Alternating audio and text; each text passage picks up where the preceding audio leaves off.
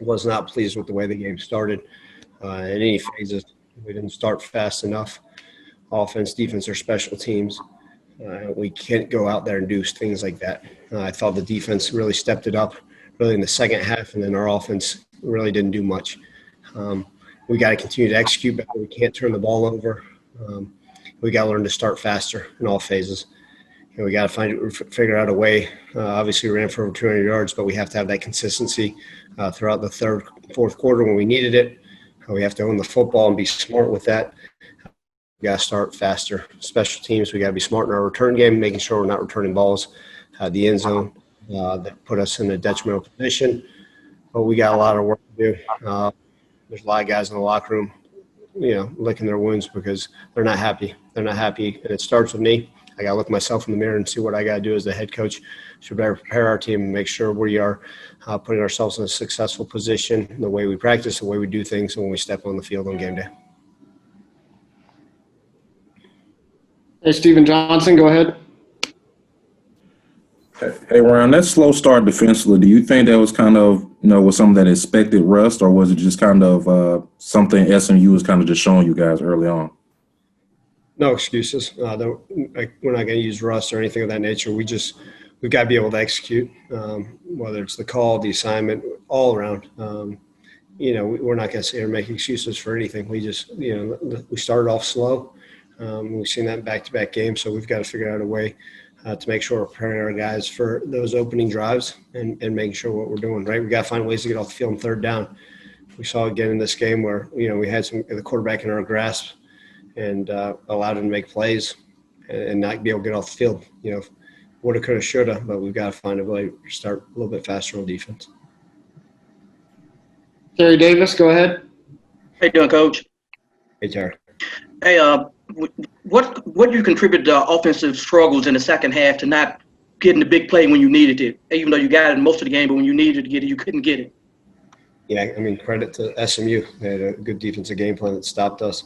And again, that falls on me to not have a plan in place in order for us to be able to execute. We've got to find a way to be able to get things going, right? We can't go 3 and out, especially with a potent offense like them. We've got to be able to extend drives. They started low in the box. We got to win the one-on-ones, a combination of things. Obviously, we talk about just being able to sustain. And, we've got to become creative with our play packages, and we've got to execute the assignments a little bit better. But the credit goes to SMU and their defense, but we've got to do a better job as an offensive staff calling the plays and getting our guys in the right position. Again, that ultimately falls on me. Jacob Rice, go ahead. Hey, Coach. There were several things leading up to this game that you, per se, did not have control of, but how much of this game are you putting on yourself? Anytime we lose, it's 100% on me. If we win, it's the players. And I firmly believe that. This is my fault on the result. We were in it at the very end, but the preparation, right? It was different. Obviously, the 28 days off. I'm not going to use that as an excuse. We got to be able to be creative. There's teams going through a lot of different things, and we're going to have another extended period before we get UCF here. And obviously, it's a great SMU team, right? They're 4-0, and they get full credit for it. But ultimately, I've got to do a better job of preparing, right? However we practiced, and if it means if we ever have limited practice time again, maybe think of different ways to do it.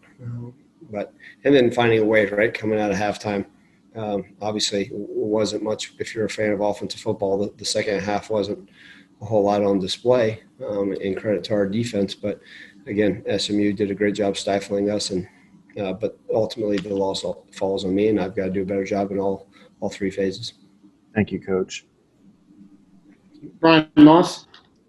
Hey, Coach, I know hindsight's always 20/20, but on the play call where Brady got pressure and fumbled, was there any thought to just run the ball down, just keep running it until, it was time to kick a field goal? Yeah, well, where we were on the field, there was some thoughts. We thought it was a safe play, right? I can't remember exactly what yard line that was on, Brian, but we knew we were getting close to it where we need to be for Riley's leg. But we talk about owning the football, and that's ultimately what we have to do at all times, at all costs. So ball security's got to be an issue for us, right? If that ball hopefully isn't fumbled, maybe we're talking a different story here. But, we could talk about the play calling there and just say that maybe we should have just ran the ball to try to own it and be safe. But also where we were in field goal range, I know it would have been a heck. I know Riley's a great kicker, and we've got complete faith in him. But we're trying to get a little bit more yardage. Evan Barnes. Ryan, I know you say you don't want to give any excuses, but given the layoff and everything, can you take away some positive, at least from maybe how you guys ran the ball, how you were able to kind of contain SMU for that second half until that final drive? Is that something you guys can try to build on heading into this off week? I believe the score, Evan, was 17-3 at the end of the first quarter. So I was proud of the way the guys responded in that second quarter, right? Their fight and their mindset to, hey, we got to dig ourselves out of a hole. Obviously, I never want to be in a hole. We played a lot of different guys on defense. I'm sure you guys saw that, a rotation. I don't know how many different guys we played at linebacker and D-line. I mean, almost the entire defensive travel squad ended up playing. And so hopefully that bodes well later in the season. And then, offensively, we got things we got to continue to work on.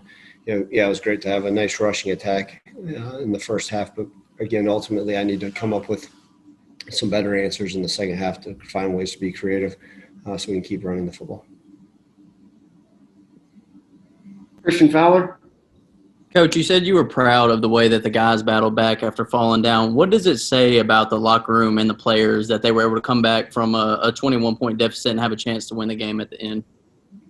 Look, I love the men in our locker room. We believe in each other.